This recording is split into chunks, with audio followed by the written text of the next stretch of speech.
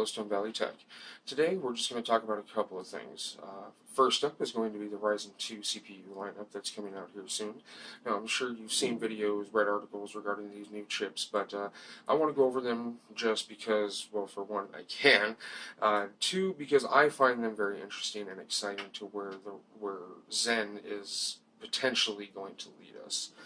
Now, starting off with the Ryzen 5 family, we're going to see the 2600. This, like the predecessor, is a 6-core, 12-thread CPU, this time with a base clock of 3.4 GHz and a boost of 3.9 GHz. And that does stay within the 65-watt TDP, so that is a nice gift there. This will, again, be bundled with a cooler, this time the Wraith Stealth, and should debut at $199 US. Now, the main difference between the 2600 and 1600, if you haven't already guessed it, is the clock speed. The 2600 has a 200 megahertz increase on the base clock and a 300 megahertz increase on the boost clock, so that is a nice performance increase there. Next, moving up in the Ryzen 5 family, we have the 2600X. This is a 6-core, 12-thread CPU with a 3.6 GHz base clock and a 4.25 GHz boost clock, and that does stay within the 95-watt TDP set forth by the 1600X. This time, this X SKU will be bundled with a Wraith Spire cooler and should debut at $229 US. Now, the main difference is actually going to be seen in the boost clock speed. While they have the same base clock between the 1600X and 2600X, the 2600X actually increases the boost by 250 megahertz, so that's a nice thing to see for overclocking potential there. Now, moving into the Ryzen 7 family, we start with the 2700. This is the entry 8-core, 16-thread CPU with a 3.2 GHz base and a 4.1 GHz boost, keeping in that 65-watt TDP set forth by the 1700.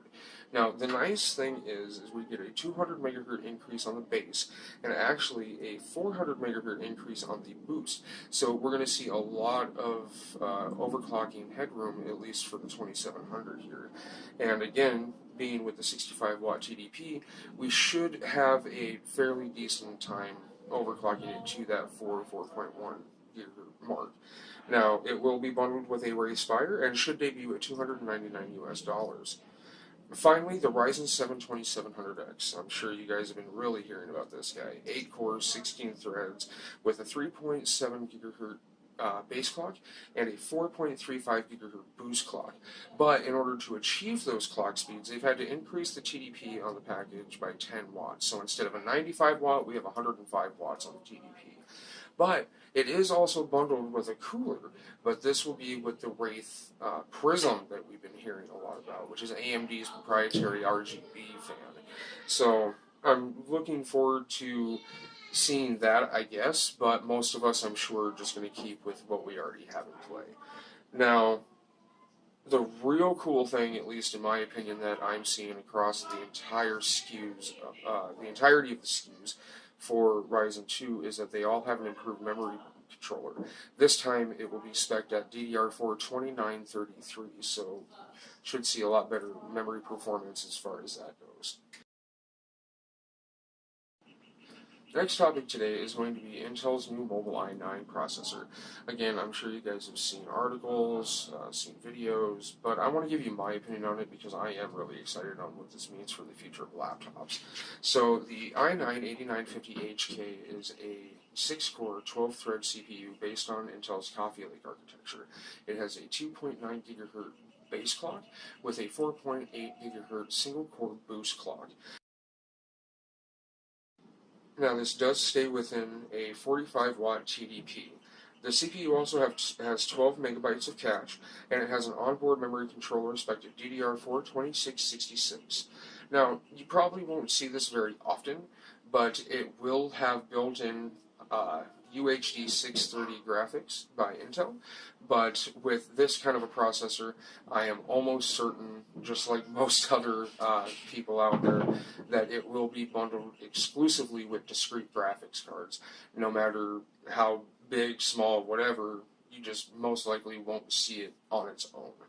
Now, what I like about it is not just the gaming performance, because 6 cores, 12 threads, that should vastly improve things, especially with these kind of boost speeds that we can see. What I really like about it is the productivity standpoint of this. Now, the benchmarks that I've seen anyway show quite the improvement along the laptop side of things as far as video editing and coding, things along that nature, photo editing, 3D modeling, AutoCAD programs, things like that. So I am very excited to see what that means for mobile workstations later on down the road with this processor. Now, I'm sure it's going to take a while, but I'm hoping that this new mobile i9 gets AMD really thinking about Ryzen Mobile. While they've been doing okay as far as benchmarks and things like that go, they haven't really caught on like a lot of us thought that they would. So I'm really excited to see what AMD has to offer to kind of compete with this new i9. Now, last but not least, and I'm sure this is what most of you are here for, the last topic of the day, is the official announcement of Yellowstone Valley Tech's summer giveaway. 3 months, 3 prizes. We are not announcing what those prizes are just yet. You will have to await further details down the road, but I think that they are decent, if not cool as hell. So stay tuned for that. Now, if you enjoyed this video, please give me a thumbs up. If you did not like it, you know what to do.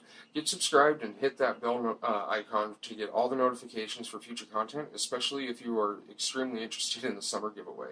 I am your host, Andrew. You have a fantastic night.